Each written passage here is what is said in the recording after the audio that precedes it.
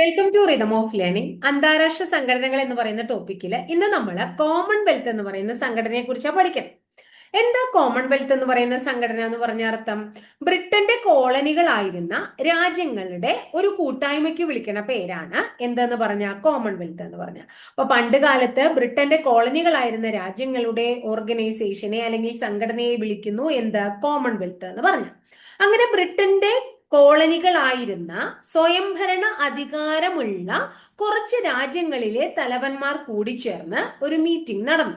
Meeting നടന്നത് 1926 ഇടയ്ക്കിടയ്ക്ക് അവർ meeting നടത്താറുണ്ട്. അങ്ങനെ 1926 നടന്ന ആ മീറ്റിംഗിൽ വെച്ച് അവർ പറയാണ്, ഇങ്ങനെ സ്വയംഭരണ അധികാരമുള്ള ബ്രിട്ടന്റെ കീഴിൽ ഉണ്ടായിരുന്ന പണ്ട് കാലത്ത് ഉണ്ടായിരുന്ന നമ്മുടെ രാഷ്ട്രങ്ങൾ എല്ലാവർക്കും കൂടിച്ചേർന്ന് നമുക്കൊരു രൂപീകരിക്കാം, സംഘടന രൂപീകരിക്കാം.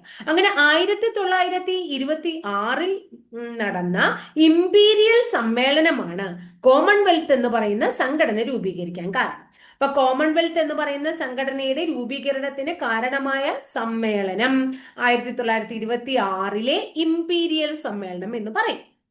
എന്നാൽ നമ്മളോട് ചോദിക്കുകയാണ്, കോമൺവെൽത്ത് രൂപീകരണത്തിന് കാരണമായിട്ടുള്ള പ്രഖ്യാപനം ഏതെന്ന് ചോദിച്ചാൽ 1926 ബാൽഫോർ പ്രഖ്യാപനം എന്ന് പറയും. 1926 ബാൽഫോർ പ്രഖ്യാപനം. അപ്പൊ എന്താ പറഞ്ഞേ? നമ്മൾ 3 കാര്യങ്ങൾ പറഞ്ഞു. ബ്രിട്ടന്റെ കോളനികളായിരുന്ന രാജ്യങ്ങളുടെ സംഘടനയ്ക്ക് വിളിക്കുന്ന പേരാണ് കോമൺവെൽത്ത്. ബ്രിട്ടന്റെ കോളനികളായിരുന്ന സ്വയംഭരണ അധികാരമുള്ള രാജ്യങ്ങളെല്ലാം കൂടി ചേർന്ന് 1926 നടത്തിയ സമ്മേളനത്തിൽ വെച്ചിട്ടാണ് ഇങ്ങനെ കോമൺവെൽത്ത് എന്ന് പറയുന്ന സംഘടന രൂപീകരിക്കാൻ തീരുമാനിച്ചത്. ആ സമ്മേളനത്തിന് നമ്മൾ ഇംപീരിയൽ സമ്മേളനം എന്ന് വിളിക്കുന്നു. ഇംപീരിയൽ സമ്മേളനം 1926. എന്നാല് കോമൺവെൽത്ത് രൂപീകരണത്തിന് കാരണമായിട്ടുള്ള പ്രഖ്യാപനം ഏതാന്ന് ചോദിച്ചാൽ 1926 ബാൽഫോർ പ്രഖ്യാപനമാണ്. 1926 ബാൽഫോർ പ്രഖ്യാപനമാണ് എന്ന് പറയും. ഇനി കോമൺവെൽത്ത് ഓഫ് നേഷൻസ് നിലവിൽ വന്നത് എങ്ങനെയാണ്, അല്ലെങ്കിൽ നിലവിൽ വന്ന ഉടമ്പടി എന്താണെന്ന് ചോദിക്കാന്ന് വിചാരിക്കാം. അപ്പൊ നിലവിൽ വന്നത് 1931 ഡിസംബർ 11 26 ഇംപീരിയൽ സമ്മേളനം നടന്നു. 26 തന്നെ ബാൽഫോർ പ്രഖ്യാപനം നടന്നു. എന്നാലും 1931 ഡിസംബർ 11 കോമൺവെൽത്ത് നിലവിൽ വന്നത്. ആ നിലവിൽ വന്നത് ഒരു ഉടമ്പടി പ്രകാരമാണ്. ഉടമ്പടിക്ക് പേര് വെസ്റ്റ് മിനിസ്റ്റർ ഉടമ്പടി എന്നാണ്. അപ്പൊ കോമൺവെൽത്ത് സംഘടന 1931 ഡിസംബർ 11 നിലവിൽ വന്നു. നിലവിൽ വരാൻ കാരണമായ ഉടമ്പടി വെസ്റ്റ് മിനിസ്റ്റർ ഉടമ്പടി. നിലവിൽ വരാൻ കാരണമായ പ്രഖ്യാപനം ബാൽഫോർ പ്രഖ്യാപനം. നിലവിൽ വരാൻ കാരണമായിട്ടുള്ള സമ്മേളനം ഇംപീരിയൽ സമ്മേളനം. ക്ലിയർ ആയല്ലോ? ഇനി അടുത്തത്, കോമൺവെൽത്ത് 1931 ഡിസംബർ 11 നിലവിൽ വന്നപ്പോ അതിന്റെ പേര് ബ്രിട്ടീഷ് കോമൺവെൽത്ത് എന്നായിരുന്നു. അത് നമ്മൾ പറഞ്ഞുല്ലോ. അതായത് ബ്രിട്ടന്റെ കോളനികളായിരുന്ന രാജ്യങ്ങളുടെ സംഘടന ആയതുകൊണ്ട് ബ്രിട്ടീഷ് കോമൺവെൽത്ത് എന്നാണ് അന്ന് പേരിട്ടത്. എന്നാൽ ആ പേര് മാറ്റി, ബ്രിട്ടീഷ് എന്ന പേര് മാറ്റി കോമൺവെൽത്ത് എന്ന് പുനർനാമകരണം ചെയ്തത് 1949.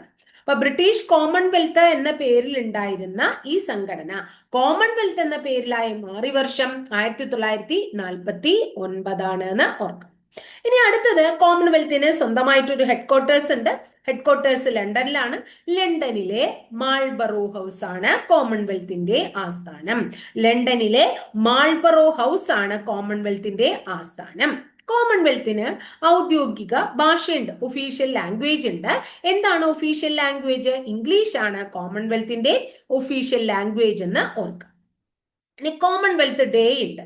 എന്നാണ് കോമൺവെൽത്ത് ഡേ എന്ന് ചോദിച്ചു കഴിഞ്ഞാൽ നമ്മൾ പറയും മാർച്ച് മാസത്തിലെ 2ാമത്തെ തിങ്കളാഴ്ചയാണ്. ഓരോ വർഷവും മാർച്ച് മാസത്തിലെ 2ാമത് വരുന്ന തിങ്കളാഴ്ചയാണ് എന്തെന്ന് പറയുന്നത്? കോമൺവെൽത്ത് ഡേ എന്ന് പറയുന്നത്. ഇനി കോമൺവെൽത്ത് സംഘടന ബ്രിട്ടീഷ് രാജ്യങ്ങളുടെ ബ്രിട്ടന്റെ കോളനിയായിരുന്ന രാജ്യങ്ങളുടെ ഒരു സംഘടനയാണ് എന്നുള്ളത് കൊണ്ട് തന്നെ കോമൺവെൽത്തിന്റെ പ്രതീകാത്മക തലവൻ ഒന്നുകിൽ ബ്രിട്ടീഷ് രാജാവോ അല്ലെങ്കിൽ ബ്രിട്ടീഷ് രാജ്ഞിയോ ആയിരിക്കും. അതായത് പണ്ട് കാലത്ത് ബ്രിട്ടന്റെ കോളനിയായിരുന്ന രാജ്യങ്ങളുടെ ഓർഗനൈസേഷൻ ആണല്ലോ. അതുകൊണ്ട് തന്നെ കോമൺവെൽത്തിന്റെ പ്രതീകാത്മക തലവൻ ബ്രിട്ടന്റെ രാജ്ഞിയോ അല്ലെങ്കിൽ രാജാവോ ആരാണ്? അവരായിരിക്കും. പക്ഷെ കോമൺവെൽത്തിന് സ്വന്തമായിട്ട് ഒരു സെക്രട്ടേറിയറ്റ് ഉണ്ട്, ഒരു സെക്രട്ടറി ജനറലും ഉണ്ട്. അപ്പൊ കോമൺവെൽത്തിന്റെ സെക്രട്ടറി ജനറൽ ആരാന്ന് നമ്മൾ പഠിക്കണം. അതിനു മുന്നേ കോമൺവെൽത്തിന് സെക്രട്ടേറിയറ്റ് ഉണ്ടെന്ന് പറഞ്ഞു. ആ സെക്രട്ടേറിയറ്റ് നിലവിൽ വന്നത് 1965 ഓർക്കുക. അപ്പോ സെക്രട്ടേറിയറ്റിന്റെ തലവൻ സെക്രട്ടറി ജനറൽ ആണ്. അങ്ങനെ കോമൺവെൽത്തിന്റെ ആദ്യത്തെ സെക്രട്ടറി ജനറൽ ആരാന്ന് ചോദിച്ചാൽ അർണോൾഡ് സ്മിത്ത് ആണ്. കാനഡക്കാരനായ അർണോൾഡ് സ്മിത്ത് ആണ് കോമൺവെൽത്തിന്റെ ആദ്യത്തെ സെക്രട്ടറി ജനറൽ പദവിയിലുള്ളത്. കോമൺവെൽത്തിന്റെ സെക്രട്ടറി പദവിയിലെത്തിയ ആദ്യത്തെ ഇന്ത്യക്കാരൻ ആരെന്ന് ചോദിച്ചാൽ നമ്മൾ പറയും കമലേഷ് ശർമ്മയാണ്. അദ്ദേഹം 5ാമത്തെ സെക്രട്ടറി ജനറൽ ആയിരുന്നു. കോമൺവെൽത്തിന്റെ 5ാമത്തെ സെക്രട്ടറി ജനറൽ ഒരു ഇന്ത്യക്കാരനായിരുന്നു. അദ്ദേഹം കമലേഷ് ശർമ്മയായിരുന്നു. ഇനി കോമൺവെൽത്ത് സെക്രട്ടറി ജനറൽ പദവിയിലെത്തിയ ആദ്യത്തെ വനിത പെട്രീഷ്യ സ്കോട്ട്ലൻഡ് ആണ്. കോമൺവെൽത്ത് സെക്രട്ടറി ജനറൽ പദവിയിലെത്തിയ ആദ്യത്തെ വനിത പെട്രീഷ്യ സ്കോട്ട്ലൻഡ് ആണ്. അടുത്ത ചോദ്യമാണ് കോമൺവെൽത്തിന്റെ നിലവിലെ സെക്രട്ടറി ജനറൽ ആരാണ്? കോമൺവെൽത്തിന്റെ നിലവിലെ സെക്രട്ടറി ജനറൽ ഒരു ആഫ്രിക്കൻ വനിതയാണ്, ഷേർലി അയോർക്കർ ബോച്ച്വേ. ഷേർലി അയോർക്കർ ബോച്ച്വേ ആണ് കോമൺവെൽത്തിന്റെ നിലവിലെ സെക്രട്ടറി ജനറൽ, അല്ലെങ്കിൽ കോമൺവെൽത്തിന്റെ 7th സെക്രട്ടറി ജനറൽ, അല്ലെങ്കിൽ കോമൺവെൽത്ത് സെക്രട്ടറി ജനറൽ പദവിയിലെത്തിയ ആഫ്രിക്കൻ വനിത ഒക്കെ ചോദിച്ചു കഴിഞ്ഞാൽ ഷേർലി അയോർക്കർ ബോച്ച്വേ എന്നാണ് നമ്മൾ ഉത്തരം പറയേണ്ടത്. അപ്പൊ നമ്മൾ പറഞ്ഞു കോമൺവെൽത്തിന് ഒരു പ്രതീകാത്മക തലവനുണ്ട്. അതൊന്നുകിൽ ബ്രിട്ടീഷ് രാജാവാകാം, അല്ലെങ്കിൽ ബ്രിട്ടീഷ് രാജ്ഞിയാവാം. കോമൺവെൽത്തിന് ഒരു സെക്രട്ടേറിയറ്റ് ഉണ്ട്. സെക്രട്ടേറിയറ്റിന് ഒരു തലവനുണ്ട്, അത് സെക്രട്ടറി ജനറൽ ആണ്. കോമൺവെൽത്ത് സെക്രട്ടറി ജനറൽ പദവിയിലെത്തിയ ആദ്യത്തെ വ്യക്തി കാനഡക്കാരനായ അർണോൾഡ് സ്മിത്ത് ആണ്. ഈ പദവിയിലെത്തിയ ആദ്യത്തെ ഇന്ത്യക്കാരൻ ആരാണ്? കമലേഷ് ശർമ്മയാണ്. കമലേഷ് ശർമ്മ 5ാമത്തെ സെക്രട്ടറി ജനറൽ ആണ്. 5ാമത്തെ സെക്രട്ടറി ജനറൽ ആണ്. ആദ്യത്തെ വനിത പെട്രീഷ്യ സ്കോട്ട്ലൻഡ് ആണ്. നിലവിലും ഒരു വനിതയാണ്. അവരെ 7ാമത്തെ സെക്രട്ടറി ജനറൽ ആണ്. ആഫ്രിക്കൻ വനിതയാണ്. അവരുടെ പേര് ഷേർലി അയോർക്കർ ബോച്ച്വേ എന്നാണ്. ഇനി കോമൺവെൽത്തില് എത്രമാത്രം അംഗങ്ങൾ ഉണ്ട് എന്നാണ് നമ്മൾ പഠിക്കേണ്ടത്. കോമൺവെൽത്തിലെ നിലവിലെ അംഗസംഖ്യ ചോദിച്ചു കഴിഞ്ഞാൽ 56 അംഗങ്ങളാണ് കോമൺവെൽത്തിലുള്ളത്. കോമൺവെൽത്തിലെ അംഗസംഖ്യ എത്രയാണ്? 56 അംഗങ്ങളാണ്. ഇപ്പൊ നമ്മൾ പഠിച്ചത് എന്താണ്? ബ്രിട്ടന്റെ കോളനികൾ ആയിരുന്ന രാജ്യങ്ങളുടെ, സ്വയംഭരണാധികാരമുള്ള രാജ്യങ്ങളുടെ സംഘടനയാണ്. എന്നാൽ ബ്രിട്ടന്റെ കോളനി അല്ലാത്ത 2 രാജ്യങ്ങൾ കോമൺവെൽത്തിൽ അംഗങ്ങളായിട്ടുണ്ട്. അതൊന്ന് മൊസംബിക്കും അടുത്തത് റുവാണ്ടയുമാണ്. ബ്രിട്ടന്റെ കോളനികൾ അല്ലാത്ത കോമൺവെൽത്തിലെ അംഗങ്ങൾ ആരൊക്കെയാണ്? മൊസംബിക്കും റുവാണ്ടയുമാണ്. കോമൺവെൽത്തിലെ ഏറ്റവും വിസ്തീർണം കൂടിയ രാജ്യം കാനഡയാണ്. കോമൺവെൽത്തിൽ ഏറ്റവും വിസ്തീർണം കൂടിയ രാജ്യം കാനഡയാണ്. ഏറ്റവും ജനസംഖ്യ കൂടിയ രാജ്യം ഇന്ത്യയാണ്. കോമൺവെൽത്തിൽ ഏറ്റവും ജനസംഖ്യ കൂടിയ രാജ്യം ഇന്ത്യയാണ്. കോമൺവെൽത്തിൽ ഏറ്റവും ജനസംഖ്യ കുറഞ്ഞ രാജ്യങ്ങൾ നൗറുവും തുവാലുവുമാണ്. കോമൺവെൽത്തിൽ ഏറ്റവും ജനസംഖ്യ കുറഞ്ഞ രാജ്യങ്ങൾ നൗറുവും തുവാലുവുമാണ്. കോമൺവെൽത്തിൽ നിന്നും പുറത്താക്കിയ പ്രധാനപ്പെട്ട 2 രാജ്യങ്ങൾ നൈജീരിയയും ഫിജിയുമാണ്.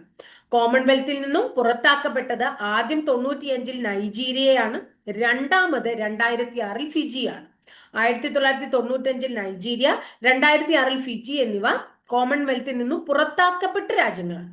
ഒരു കാര്യം നമ്മൾ ശ്രദ്ധിക്കേണ്ടത്, കോമൺവെൽത്തിൽ അംഗമായിരുന്നു, അതിനുശേഷം കോമൺവെൽത്തിൽ നിന്ന് പുറത്തുപോയി വീണ്ടും അംഗമായി. അങ്ങനെ ഒരു രാജ്യമുണ്ട്, അത് മാലിദ്വീപാണ്. 2016-ൽ കോമൺവെൽത്തിൽ നിന്ന് പുറത്തുപോയ മാലിദ്വീപ് വീണ്ടും 2020-ൽ കോമൺവെൽത്തിൽ അംഗമായി. അപ്പൊ കോമൺവെൽത്തിലെ അംഗസംഖ്യ 56. അതിൽ 2 പേര് ബ്രിട്ടന്റെ കോളനികളല്ല, മൊസംബിക്കും റുവാണ്ടയും. വിസ്തീർണം കൂടിയത് കാനഡ, ജനസംഖ്യ കൂടിയത് ഇന്ത്യ, ജനസംഖ്യ കുറഞ്ഞത് നൗറു തുവാലു. കോമൺവെൽത്തിൽ നിന്നും പുറത്താക്കപ്പെട്ട രാജ്യങ്ങൾ 95-ൽ നൈജീരിയ, 2006-ൽ ഫിജി. കോമൺവെൽത്തിൽ നിന്നും പുറത്തു പോയി പിന്നെ വീണ്ടും തിരിച്ചു വന്നത് 2016-ൽ പോയിട്ട് 2020-ൽ തിരിച്ചു വന്നത് ആരാണ്? മാലിദ്വീപാണ്. ഇനി അടുത്തത് കോമൺവെൽത്ത് പഠിക്കുമ്പോൾ നമ്മൾ പഠിക്കാനുള്ള ഒരു കാര്യമാണ് ചോഗം. എന്താണ് ചോഗം എന്ന് പറഞ്ഞാൽ Commonwealth heads of government meeting, CHOGM. Commonwealth head of government meeting ആണ് ചോഗം. അതിന്റെ പൂർണ്ണ രൂപ നമ്മൾ പറഞ്ഞു. കോമൺവെൽത്തിലെ രാഷ്ട്രത്തലവന്മാരുടെ മീറ്റിംഗിന് വിളിക്കുന്ന പേരാണ് ചോഗം. കോമൺവെൽത്തിലെ രാഷ്ട്രത്തലവന്മാരുടെ മീറ്റിംഗിന് വിളിക്കുന്ന പേരാണ് ചോഗം. അങ്ങനെ ആദ്യമായിട്ട് ഇങ്ങനെ രാഷ്ട്രത്തലവന്മാരുടെ മീറ്റിംഗ് അല്ലെങ്കിൽ ചോഗം വിളിച്ചു കൂട്ടിയത് 1971-ലാണ് നടന്നത്, സിംഗപ്പൂരിലാണ്. ആദ്യം നടന്നത് 1971-ലാണ്, നടന്ന സ്ഥലം സിംഗപ്പൂരാണ്. ഇനി ഇന്ത്യയില് ചോഗം നടന്നത് 1983-ലാണ്. ഇന്ത്യയിൽ ചോകം നടന്നത് 1983-ലാണ്. നടന്നത് ഗോവയിലാണ്. അന്നത്തെ പ്രധാനമന്ത്രിയായ ഇന്ദിരാഗാന്ധിയാണ് അതിന് നേതൃത്വം നൽകിയത് കേട്ടോ. ഇനി 2 വർഷം കൂടുമ്പോഴാണ് ചോഗം സമ്മേളനം നടക്കുക. 2 വർഷം കൂടുമ്പോൾ നടക്കും. 2024 സമോവയിലെ അപ്പിയ എന്ന് പറയുന്ന സ്ഥലത്താണ് 2024 ചോകം നടന്നത്. 2024 ചോകം സമോവയിലെ അപ്പിയ എന്ന് പറയുന്ന സ്ഥലത്താണ് നടന്നത്. അടുത്തത് കോമൺവെൽത്ത് സെമിത്തേരി. എവിടെയാണ് കോമൺവെൽത്ത് സെമിത്തേരി ഇന്ത്യയിലുള്ളത്? ഇന്ത്യയിൽ എവിടെയാണ് കോമൺവെൽത്ത് സെമിത്തേരി സ്ഥിതി ചെയ്യുന്നത് എന്ന് ചോദിച്ചു കഴിഞ്ഞാൽ മണിപ്പൂരിലാണ്. ഇന്ത്യയിൽ ഒരു കോമൺവെൽത്ത് സെമിത്തേരി ഉണ്ട്. അതെവിടെയാണ്? മണിപ്പൂരിലാണ്. കോമൺവെൽത്ത് വാർ ഗ്രേവ്സ് കമ്മീഷന്റെ ആസ്ഥാനം എവിടെയാണെന്ന് ചോദിച്ചാൽ UK-യിലാണ് കേട്ടോ. കോമൺവെൽത്ത് വാർ ഗ്രേവ്സ് കമ്മീഷന്റെ ആസ്ഥാനം എവിടെയാന്ന് ചോദിച്ചിട്ടുണ്ടെങ്കിൽ നമ്മൾ എവിടെയാ പറയാ? UK-യിലാണ്. അപ്പൊ ഇത്രയാണ് കോമൺവെൽത്ത് എന്ന് പറയുന്ന രാജ്യത്തെ കുറിച്ച് നമുക്ക് പഠിക്കാനുള്ളത്. കോമൺവെൽത്ത് രാജ്യമല്ല, കോമൺവെൽത്ത് എന്ന് പറയുന്ന ബ്രിട്ടന്റെ കോളനികളായിരുന്ന രാജ്യങ്ങളുടെ സംഘടന. ഇനി ഇത് കൂടാണ്ട് കോമൺവെൽത്ത് ഗെയിംസ് എന്ന് പറയുന്ന വലിയൊരു ടോപ്പിക് ഉണ്ട്. കോമൺവെൽത്ത് ഗെയിംസിന്റെ പിതാവ് ആസ്ലെ കൂപ്പർ എന്നൊക്കെ പറഞ്ഞ കോമൺവെൽത്ത് ഗെയിംസിനെ കുറിച്ച് നമ്മൾ കുറേയധികം പഠിക്കും. അപ്പൊ ഇത്രയും കോമൺവെൽത്തിനെ കുറിച്ച് ഇന്ന് ഇത്രയും പഠിക്കാനുള്ളൂ. അപ്പൊ ഇത്രയും മനസ്സിലായി എന്ന് വിചാരിക്കണം. മനസ്സിലാവാച്ച ഒന്ന് ലൈക്ക് ചെയ്യുക നിങ്ങൾ. അതുപോലെ ഇഷ്ടപ്പെട്ട ക്ലാസ്സുകൾ കൂട്ടുകാരിലേക്ക് ഷെയർ ചെയ്തെത്തിക്കുക. ആദ്യമായിട്ട് ചാനൽ കാണുന്നവരൊന്ന് സബ്സ്ക്രൈബ് ചെയ്യുക. അതോടൊപ്പം ആ ബെല്ലൈക്കൺ കൂടി ഒന്ന് എനേബിൾ ചെയ്യുക. അപ്പൊ ഞാൻ ഓരോ ദിവസം അപ്ലോഡ് ചെയ്യുന്ന വീഡിയോസ് നോട്ടിഫിക്കേഷൻ ആയിട്ട് ലഭിക്കുകയും ചെയ്യും. അപ്പൊ അടുത്ത ദിവസം ഇതുപോലെ തന്നെ മറ്റൊരു ടോപ്പിക്കുമായി നമുക്ക് വീണ്ടും